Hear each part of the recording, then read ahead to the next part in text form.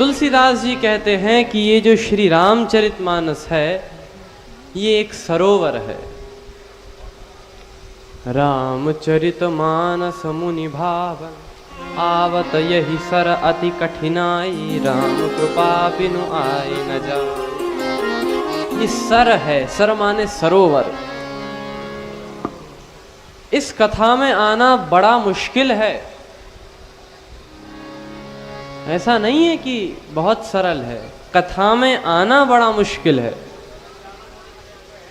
तुलसीदास जी ने पूरा प्रकरण दिया कि यदि कथा जो है ये सरोवर के समान है तो इस सरोवर में जो व्यक्ति नहाना चाहते हैं उनको कितनी कठिनाइयों से गुजरना पड़ता है। आप सभी लोग जो यहाँ पर कथा सुनने आए हो तो ये ऐसे ही नहीं, भगवान की विशेष कृपा आप सभी पर है, इसीलिए आप कथा सुनने आए हो। वरना और भी लोग हैं जो इस समय घर में तरह तरह के व्यर्थ काम कर रहे हैं, लेकिन हम सभी लोग बैठकर कथा सुन रहे हैं। इसका अर्थ है कि भगवान की विशेष कृपा हम सभी पर है। और ये मैं नहीं, तुलसीदास जी कहते हैं। बोले कि इस कथा में आना क्या सरल है? तुलसीदास जी ने कहा नहीं। आवत यही सर अति कठिनाई, राम कृपा बिनु आए न जाए। बिना भगवान की कृपा के कोई भगवान की कथा में आ नहीं सकता। राम कृपा बिना आए न जाए। इसीलिए पहले तो जो भी भगवान की कथा व्यक्ति सुनना चाहता है वो उसके बीच में बहुत सारे कठिनाइयां आती हैं। सबसे पहले तो जो मार्ग है कथा सुनने का बड़ा कंटक भरा है, बहुत कठिनाइयां आती हैं। फिर ऊंचे ऊंचे पहाड़ पार करने पड़ते हैं कथा सुनने के लिए। कहो भाई पहाड़ तो हमें पार करने ही नहीं पड़े, हम तो कथा सुन रहे हैं। तुलसीदास जी बोले अरे ये भौतिक पहाड़ नहीं।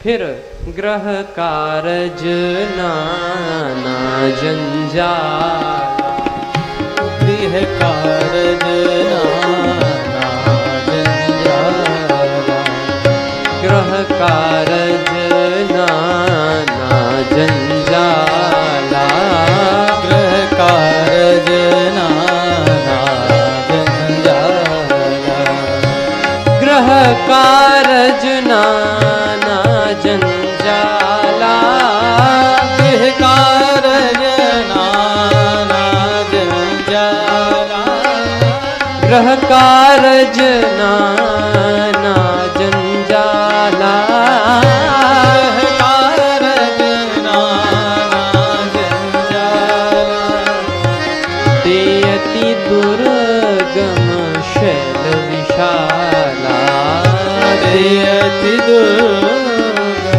शैल विशाला, ग्रह कारज नाना जंजाला, गृह कारज नाना जंजाला।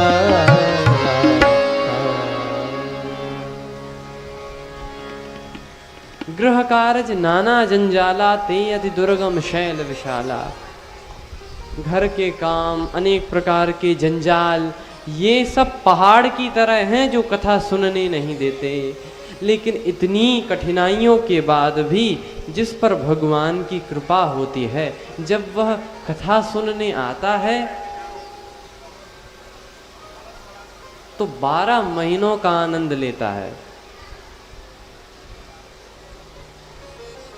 6 ऋतुओं का आनंद लेता है। क्या भाई कथा तो 7 दिन 9 दिन ही होती है, इसमें 12 महीने कैसे आनंद मिल जाता है? तुलसीदास जी कहते हैं मिलता है ना। हिम हिम शैल सुता शिव व्याहु, शिशिर सुखद प्रभु जन्म उछाहु।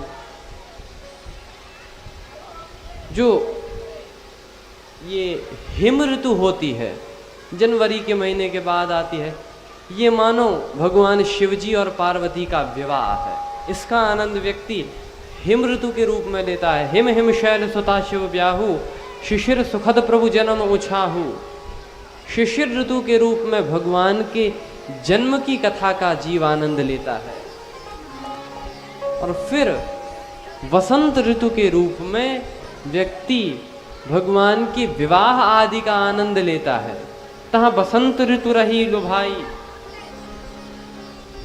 फिर का इसके बाद बसंत ऋतु के बाद आती है घोर गर्मी।